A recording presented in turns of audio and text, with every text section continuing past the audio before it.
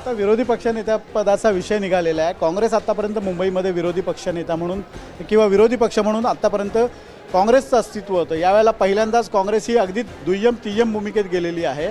अशा वेळेला काँग्रेस आता पुढच्या काळात कशा पद्धतीने मुंबईमध्ये वाटचाल करेल?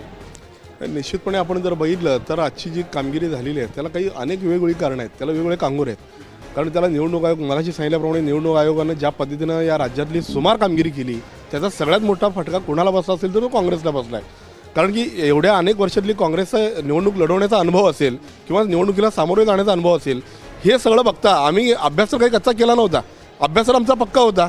परंतु ज्या पद्धतीनं लक्ष्मीदर्शन करण्यामध्ये आम्ही कमी पडलो, ज्या पद्धतीनं आम्ही समोरच्याला दम देण्यामध्ये कमी पडलो, ज्या पद्धतीनं आम्ही त्या मतदान यादीतले घोळ करण्यात कमी पडलो, ज्या पद्धतीनं आम्ही त्या नोटावरची शाई पुसण्यात कमी पडलो, ह्या सगळ्या गोष्टीमध्ये आम्ही कमी पडलो आणि निश्चितपणे त्याचा फटका कुठेतरी आम्हाला बसला. ते यश मिळालं तिथे योग्य म्हणजे तुम्ही तिथे प्रयत्न केला. असं नाही मला मला मला मग तिथे काय झालंय बुवा?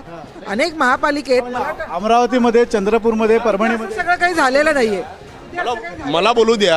100 पैकी 98 मार्क पडणाऱ्या पोराला जर 55% मार्क पडले आणि तुम्ही त्याला यश म्हणणार असेल तर ते आम्ही यश म्हणणार नाही. परंतु ज्या पद्धतीनं आम्ही ज्या मागच्या अनेक वर्षात सामोरे जात होतो आणि जे यश आमच्या पदरात पडत होतं ते निश्चितपणे पडलं नाही ना. म्हणजे सत्तेतल्या या चौघांनी हैदोस घातला, हैदोस. म्हणजे माझ्या अभय सर या ठिकाणी सिनियर आहेत. अभय सर अगदी प्रामाणिकपणे सांगावं, निवडणुकीचा निकाल 10 वाजता कधी चालू झाला का सर एवढ्या वर्षात? अजिबात नाही. त्याची काय कारण आहेत हे निवडणूक आयोगानं खुलासा करावा. नंबर दोन काय बरं गोंधळ होऊ शकतो? नंबर 2 मला काही कळत नाही. मला जिथे मला बोलू द्या. नाही, नाही, बघा जिथे ताई, आम्हाला मतदान शीतलताई, मिळतं. पॉईंट व्हॅलिड आहे. मला सांगा, नाही, बोला की, मतदान बोला. नाही ऐका, मतदान 7च्या ऐवजी 7:30ला सुरू झालं, मतमोजणी 8च्या ऐवजी 10ला सुरू झाली. सांगतो मी त्यावर येणार की 10 वाजता का चालू झालं यावर तुम्ही उत्तर देणार नाहीत मला माहित आहे. का तुम्हीच सांगा की. ऐका परंतु सांगा. मला बोलू तर द्या, मी सांगणार ना. मला बोलू दिल तुम्ही सांगणार.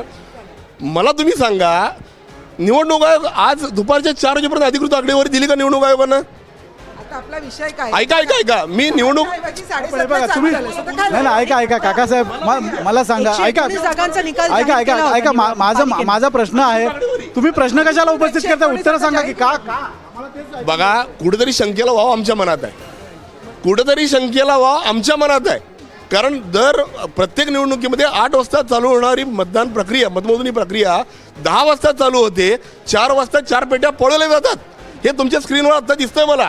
मग मागच्या एवढ्या स्पेसमध्ये काय काय झालं असेल हे आमच्या मनात शंका यायला. पळवल्याचा आरोप आहे. जिंकले आहेत तिथे असं काही झालेलं नाही. आमच्या मनात तुम्ही जे महापालिका तुम्ही जिंकले तिथे तुम्ही असं जे काही 4 झालेलं पेट्या नाही. पळवल्याचा आरोप म्हणताय, ते पळवलेला नाही, तो आरोप आहे एका उमेदवाराच्या समर्थकांनी केलेला. एक लक्षात घ्या, ज्या ठिकाणी मतपेट्या बंद पडल्या, नाही ना, मतपेट्याचं हरल्यावर सील उघडलं रडायचं. गेलं, हरल्यावर मतपेट्याचं रडायचं. सील उघडलं गेलं बघा, अचानक. मी परत प्रश्न मतपेट्या सील विचारते. केल्याच नव्हत्या. जिंकले. या ज्या तिथे गोष्टी काय विषय आहे? तिथे ताई, असं मला काही बोलू झालं दे नाही. की. नाही ताई, तुम्हीच मी बोला. बोलणार, तुम्ही बोला मी तुम्हाला ताई. प्रश्नच विचारते. ऐका बोलावं म्हणून. माझं झालं की तुम्ही बोला. न्यूट्रल व्हॉइस घेऊ. हा जो मुद्दा उपस्थित करतायत,